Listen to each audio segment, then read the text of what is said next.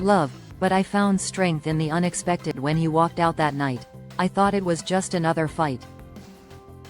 I didn't realize he was walking into her arms. His first love, the woman he always said was just a memory. I remember watching the door close behind him, hearing the echo of his footsteps fade away, and feeling something inside me shatter quietly. For the first time in my life, I understood what it meant to be truly empty. Daniel and I had been together for 8 years. We built everything side by side, a small home, a business, dreams we thought would never break.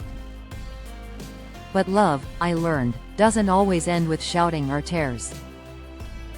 Sometimes it ends with silence, with slow, invisible betrayal that creeps in while you're still holding on. He met her again at a reunion.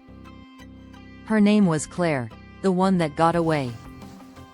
They had been each other's first everything.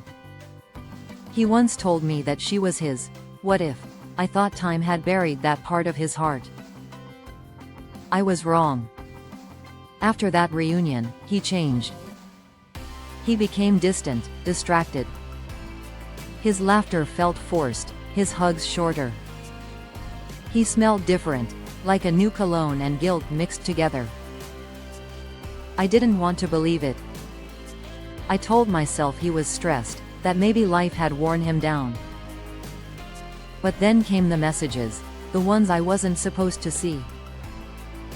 I miss you. You feel like home. I can't stop thinking about us. I sat on the floor of our bedroom reading those words until my eyes burned. It wasn't just betrayal. It was humiliation, realizing that while I was planning our future, he was reliving his past. When I confronted him, he didn't deny it. He didn't even try to lie. He just looked at me with pity and said, "I didn't mean for this to happen," as if love was an accident. As if breaking my heart was something out of his control. He said he needed to figure things out. That night, he packed his things and left. For weeks, I couldn't eat. I couldn't sleep. The house felt haunted, every room filled with memories that mocked me. But pain, I realized, can either break you or rebuild you. And I wasn't going to let mine go to waste. At first, I focused on survival, breathing, standing, pretending. But then something unexpected happened. The more I sat in my pain, the more I started to remember me, the woman I was before Daniel, before marriage, before losing myself in love that demanded too much. I started running in the mornings, eating healthy, taking care of my body. I applied for a promotion at work that I had once been too insecure to chase. I started meeting new people, making friends, rediscovering what made me laugh. But healing wasn't enough. I wanted closure. I wanted justice. I wanted him to see the woman he threw away and realize his mistake too late. Months passed. Rumors reached me. He had moved in with Claire. They were playing house, posting pictures online, pretending to be soulmates reborn.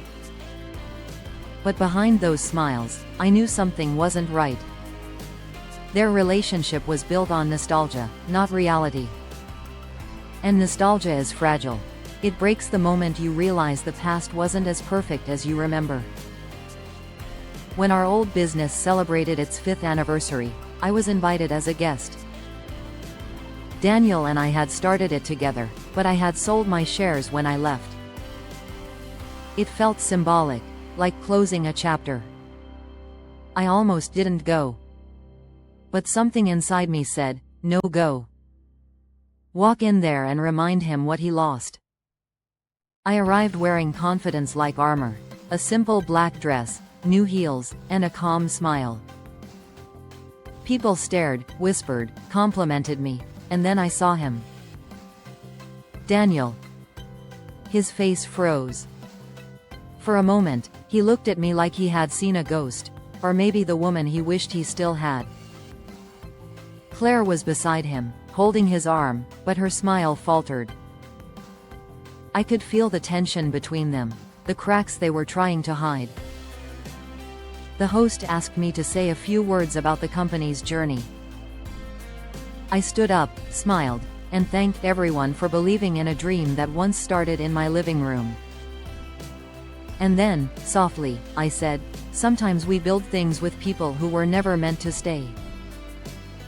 But that doesn't make the building any less strong, it just means you learn to stand without the ones who walked away. The room went quiet. Daniel's eyes dropped. Claire looked away. It wasn't a scream. It wasn't revenge in flames. But it was the most powerful silence I'd ever owned. After the event, people came to me, offering admiration, opportunities, connections. One investor, impressed by my story, later offered me a role at his firm. Within a year, I was earning double what Daniel and I used to make together. Life rewarded me the moment I stopped begging for love that was never mine. And then, one evening, I received a message. From him. I made a mistake, it read. Claire isn't who I thought she was. I miss you. Can we talk? I stared at that message for a long time, the old ache tugging gently at my chest. But this time, there was no pain, only peace. I didn't reply. Instead, I posted a photo of myself smiling, with a caption that simply said, "Sometimes losing someone is the best thing that ever happened to you." A week later, I heard they broke up. Apparently, she left him for someone else, her new first love. Poetic, isn't it? But I didn't laugh. I didn't celebrate. I just breathed and thanked the universe for timing that was cruel but kind. Because in losing him, I found myself. In betrayal, I found power.